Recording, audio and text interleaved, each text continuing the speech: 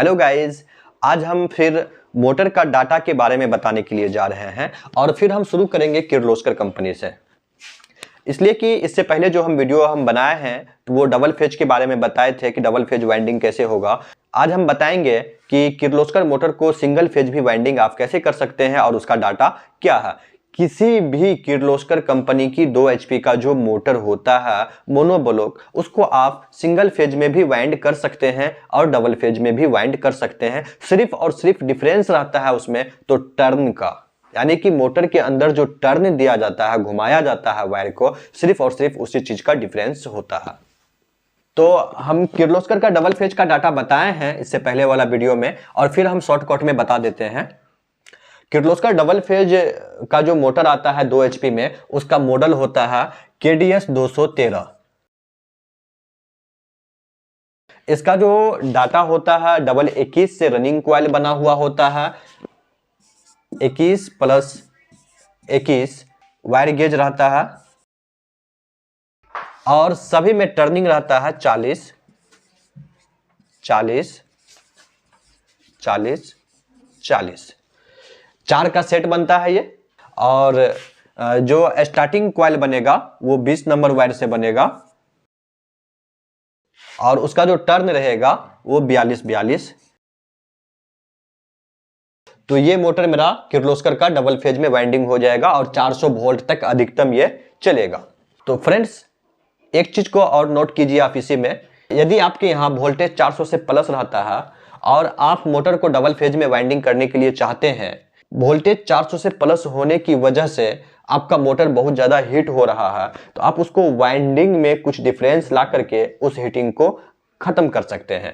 Turn को बढ़ाने से वोल्टेज रेंज बढ़ता है। इसी में आप 40 की जगह 44 टर्न डाल सकते हैं, लेकिन 44 टर्न डालने में बहुत ज़्यादा दिक्कत होगा। तो लेकिन 44 टर्न आप जब डाल दीजिएगा तो ये 440 वोल्ट का वाइंडिंग हो जाएगा। आपके यहाँ वोल्टेज 440 भी रहेगा तो भी मोटर बिल्कुल परफेक्ट चलेगा। यदि आपको 44 टर्न डालने में दिक्कत होगी तो फर्स्ट वाला कॉइल में आप 42 टर्न डालिएगा, ताकि फर्स्ट कॉइल आपको डालने में ज़्यादा परेशानी ना हो। फर्स्ट कॉइल डालने में ज़्यादा परेशानी होता है, फिर जो है आप 43 कर दीजिएगा और फिर 44 प्लस 44 कर दीजिएगा, तो ये आपका एडजस्ट हो सकता है। यदि आप टर्न को बढ़ा दीजिएगा तो वोल्टेज रेंज आपका बढ़ जाएगा, लेकिन टर्न बढ़ाने से फिर उधर का जो लो कैपेसिटी होता है मोटर का वोल्टेज रेंज का, यानी कि मिनिमम वोल्टेज वो 200 बर्दाश्त कर सकता था, तो अब वो 200 भी बर्दाश्त नहीं कर पाएगा, बल्कि 250 मिनिमम वोल्टेज बर्दाश्त कर पाएगा। इसलिए कि 40 टर्न इधर बढ़ गया तो उधर जो मिनिमम वोल्टेज था उधर भी मिनिमम में 50 वोल्ट बढ़ चुका है। तो फ्रेंड्स, चलिए अब हम आपको किर्लोस्कर का सिंगल फेज मोटर का डाटा बताते हैं।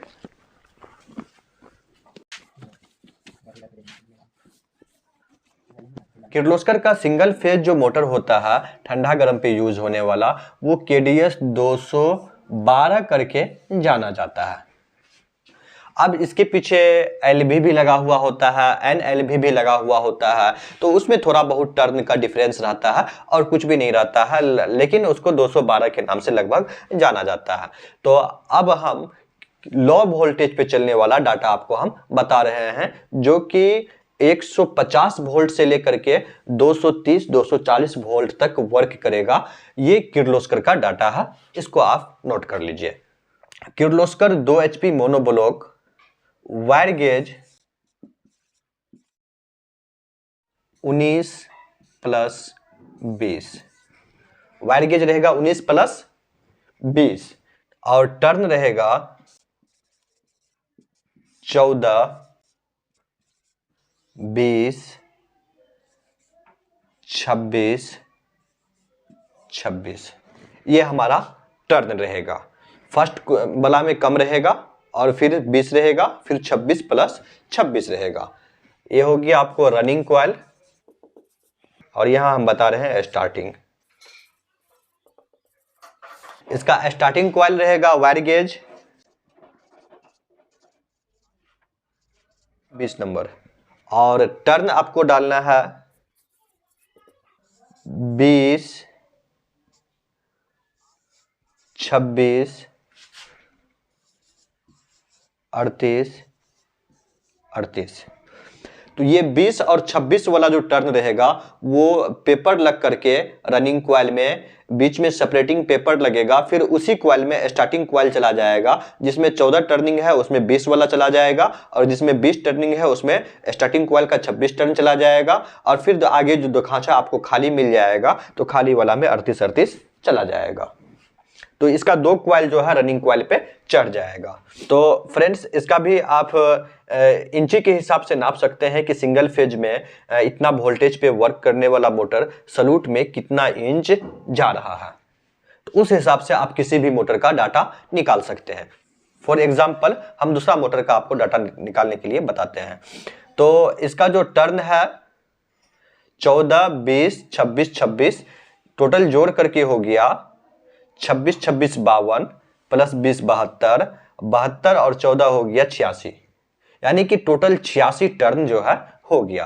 और इसकी कोर की लंबाई क्या रहता है सलूट का 4 इंच, 4 इंच इसका सलूट का लंबाई रहता है। अब यदि आपके पास दूसरा कोई मोटर आ गया तो उसका देखना है कि सलूट की लंबाई 4 इंच है या नहीं है। यदि 4 इंच ही है लंबाई तो आप सेम डाटा से वाइंडिंग कर सकते हैं। हाँ तो फ्रेंड्स यदि आपको डबलिंग करने में किसी वजह से परेशानी हो रहा हो तो आपका टोटल टर्न जोड़ा हुआ है 86, तो आप जो है इसको 4 भाग में बांट सकते हैं प्रत्येक सलूट में। जैसे कि 86 टर्न है तो यदि 21 21 टर्न देते हैं हम सभी सलूट में तो हमारा 21 चौके 84 टर्न पूरता है। आप 84 भी डाल सकते हैं, 2 टर्न से कोई डिफरेंस नहीं होता है और थोड़ा सा मोटर का वोल्टेज रेंज घटता है। तो यदि आपको डबलिंग करने में परेशानी हो रहा हो तो 21 21 टर्न दूसरा मोटर में सभी सलूट में आप डाल सकते हैं, और फिर स्टार्टिंग कॉइल आपका इसी हिसाब से जोड़ करके 122 टर्न होता है। तो 122 हमको डालने की जरूरत नहीं है जब हम यानी कि डबलिंग करके कॉइल को नहीं बनाएंगे। तो जैसे कि ये डबल लेयर में बन रहा था किर्लोस्कर का, और अब हम सिंगल लेयर में बनाने के लिए चाहते हैं तो उसमें हम 45 45 टर्न डाल सकते हैं स्टार्टिंग कॉइल में। तो इस डाटा से आप दूसरा मोटर को भी वाइंडिंग कर सकते हैं, यानी कि 21 21 टर्न दे करके 19 और 20 से आप यदि 4 इंची कोर है तो दूसरा मोटर का डाटा आप बना सकते हैं, और स्टार्टिंग कॉइल में 45 45 टर्न दे देना है, और कैपेसिटर आपको इसमें भी 50 का यूज करना है। तो फ्रेंड्स आप किर्लोस्कर का सिंगल फेज मोटर का डाटा समझ गए और डबल फेज मोटर का डाटा समझ गए। अब थोड़ा बहुत यदि वोल्टेज को आगे पीछे करना है तो आप टर्न के हिसाब से कर सकते हैं, और दोनों का कनेक्शन सेम ही होगा। तो गाइज हम नेक्स्ट वीडियो में दूसरा कंपनी का मोटर का डाटा बताएंगे। तो चलिए हम अब अपना वीडियो को यहाँ पे खत्म करते हैं।